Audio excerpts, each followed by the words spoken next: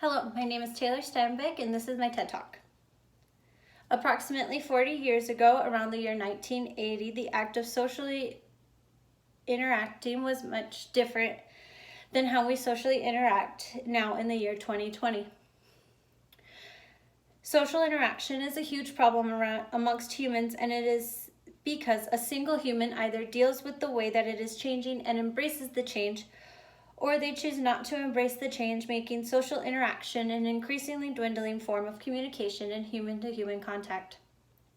There are many actions that have led to the change in social interaction and how humankind is changing because of the effects caused by the social interaction trends, whether these trends are for better or worse.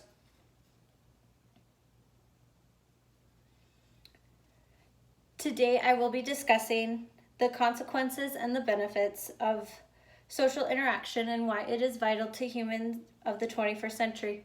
While sometimes it is hard to interact with other people or have regular social interaction, it is an aspect of our life that we need in order to survive and live to our highest potential.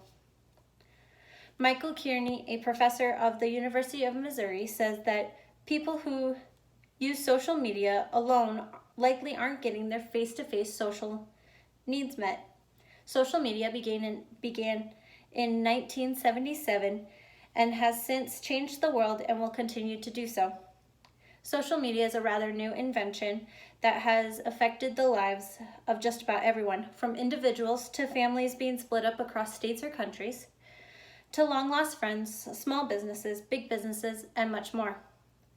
The invention of social media has led humans to be more connected than ever, yet even less connected.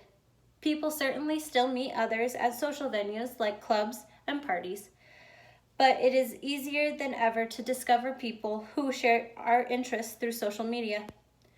If people are making these discoveries on the internet, then they don't have to go out anymore to find their social interaction. This makes social interaction less important and makes people less likely to leave their home if they find all of their interests online. However, our amount of social interaction hasn't only changed when it comes to the interactions that are brought to you by your interests and finding others that have the same interests as you, but a daily dose of social interaction comes from the simple things in day-to-day life. These things include our online interactions for shopping, food orders, groceries, school, and work. A rise in online purchases is a result of many factors, such as the increased use of smartphones and mobile shopping, social media and social commerce, transformative technology, online marketplaces, and the way shopping behaviors have changed from generation to generation, baby boomers to millennials to Gen Z. Currently, the online shopping world will make up 22% of the global retail sales. By opening up these stores and these reasons for online shopping, it is much less common for an in-person interaction because of the convenience that is presented by online shopping. The same goes for online or remote work or school. Having the opportunity to go to school on your own time or being able to work from home creates a different path for those that have those options, but can also lead to them not having many actual social interactions. An online world has opened up a million opportunities to the world and how it functions.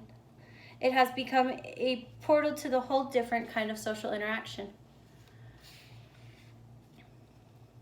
The effects of the changing in social interaction due to the increase in social media usage and how they have changed the way humans interact from day to day, especially during the pandemic that the world is currently finding itself in.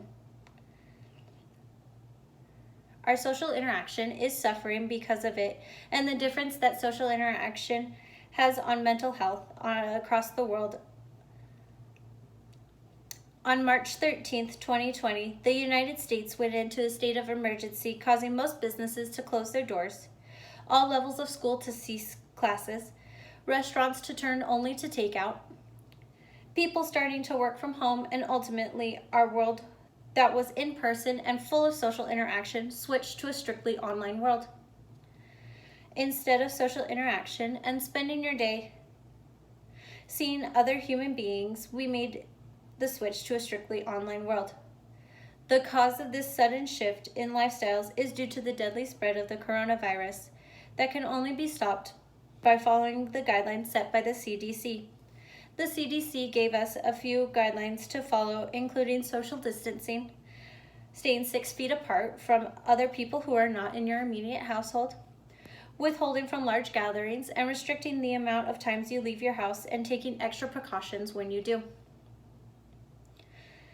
While this is a new living standard, this changes our lifestyles. The CDC even suggests that it is very important to stay in touch with your friends and family that don't live in your home. Call, video chat, or stay connected using social media. Everyone reacts differently to stressful situations, and having to socially distance yourself from someone you love can be very difficult, along with other tips for making sure we stay connected. This proves that even though our physical health is at stake, human needs social interaction. We happen to get lucky that the trend of social media has made it so much easier to stay in touch, even if we don't actually get to come in contact with the person. A big question of this new limit to contact with others is how your mental health is going to survive doing this. The topic of mental health is much bigger than we will be able to get into, but the act of isolation that has been imposed by quarantine frequently leaves people feeling that they have no control over the situation. They also feel cut off from the rest of the world and unable to perform their usual duties. The American Psychological Association reports that social isolation carries a number of health risks. Feeling isolated can lead to poor sleep, poor cardiovascular health, lower immunity, depressive symptoms, and impaired executive functions. When executive function skills are impaired, you may find it more difficult to focus, manage your emotions, remember information, and follow directions. VeryWellMind.com gives some very helpful tips to help cope with the problems, including establishing routines to avoid disruptions and break up the day, be as active as possible, combat frustration and boredom, and most importantly, communicate in making sure you are staying in contact with those around you.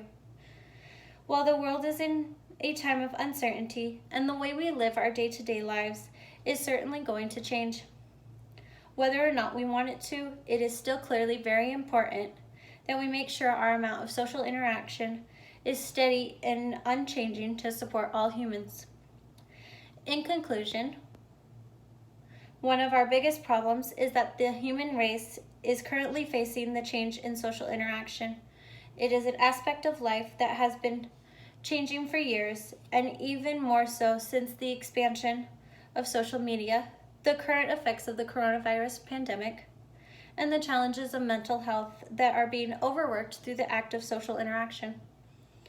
It is something that human life thrives on, even if it's just a hello, a friendly message, or even practicing safe social distancing. Our social interaction leads to a social life, and our social life leads to a healthy life. Thank you.